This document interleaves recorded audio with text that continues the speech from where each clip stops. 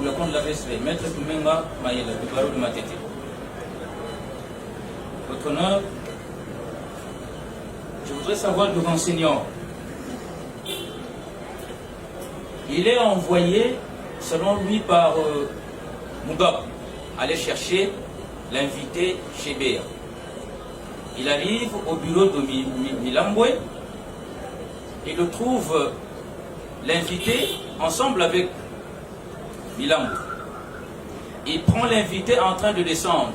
Peut-il dire à la cour, lorsque lui a présenté la prétention à Milambwe de descendre avec l'invité assis, comment a-t-il réagi à cette demande?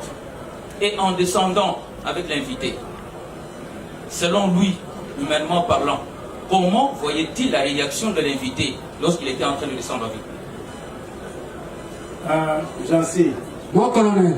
Quand vous n'avez pas Milambwe lobby, sur ordre à Major Christian, Nigabo Basengi Mopaya. Mopaya Lobaki na Yoni. Mopaya Lobaki est de l'autre côté. Quand vous nous quittez, Alobaki est de l'autre côté. Merci, Monsieur le Président. Une seconde préoccupation. Il vous a dit tout à l'heure que c'est à Lubumbashi qu'il aurait appris de Mugabe le décès ou l'assassinat de Chebeya.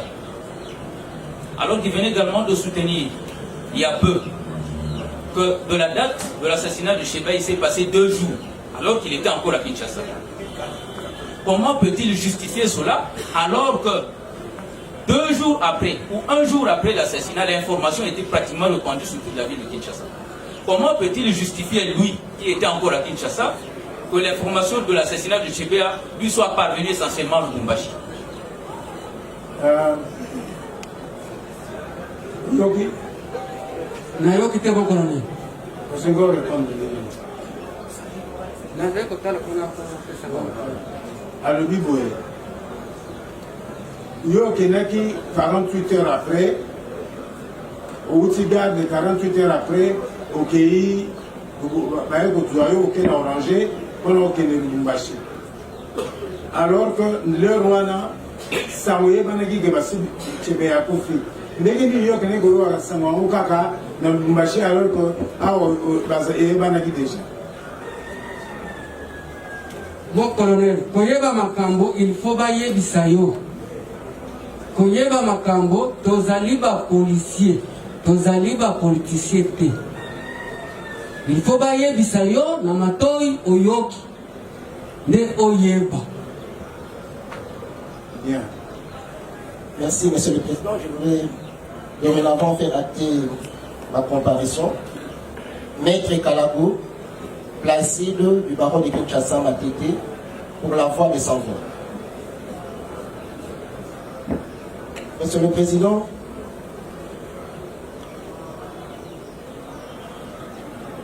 le policier Jancy a dit qu'il était au poste à l'entrée du couloir. Est-ce que, à partir du couloir, peut-il dire à la cour s'il peut surveiller le mouvement des véhicules qui entrent dans l'enceinte de l'inspection générale? Est-ce que na poste na yo wana ya bokengela couloir okoki mpe kotala mituki soko tezobima ya na inspection? Role wana tozalaki nango te. Monsieur le Président, je n'ai pas posé la question de savoir son rôle, mais percevoir. Est-ce que la commune a mis tout en ligne, zéro côté en ligne, zobima? Mokolo wana te soki na tongo tozomona mituka ndenge ezokota soki tovandisi eza bavikreti tozokomona ndenge mituka eleki ekei na nini na kunano esika baparkaka. J'évolue, Monsieur le Président. Lorsqu'il est sorti, il est allé derrière et revenu. N'avait-il pas remarqué la présence d'un véhicule étranger dans la cour? Un véhicule, une voiture. Est-ce que au moment où il y a un payaté, il y a C'est sa réponse. Monsieur le Président, il a dit que il était au poste. Oyoki nani Jansi. Mon colonel. Niga balobi boy. Ya solo ye na mopaya bakotaki na défendeur. Kalanga yuta na sini. Nazo pesa na kwa na yoka madame. Mon colonel, ça a un problème avec lui. Donc, alobi bakotaki na défendeur comme bakotaki na mopaya na défendeur mituka mosusu ezalaki na défendeur moko yango memeki bango na garage lelo bino monaki mituka ebimi na défendeur na mutuka ya kenga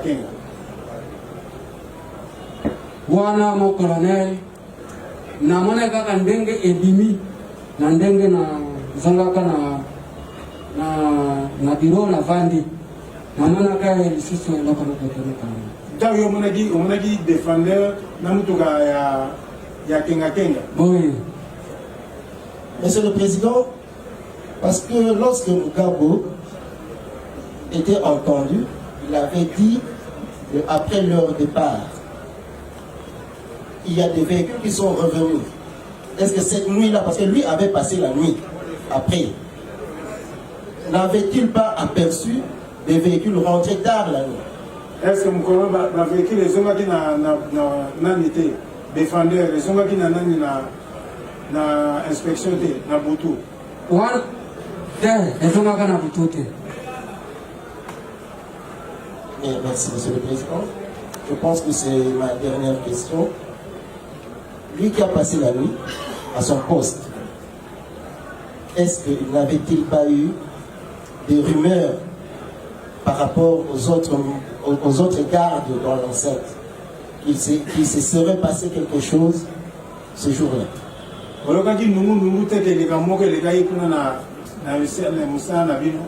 Nayoka kite mon colonel. Maître Eli. Oui, je voudrais poser ma question en enrichissant la question du confrère de tout à l'heure. Monsieur Jansi a confirmé qu'il a travaillé le premier et il est sorti de l'IG le 2. Et il a affirmé avoir appris la mort de Floribert Chebeya à Lubumbashi. Mais je voudrais lui rappeler, avant de poser la question, que ce jour-là, le 2, le matin, il y a eu une situation à l'IG.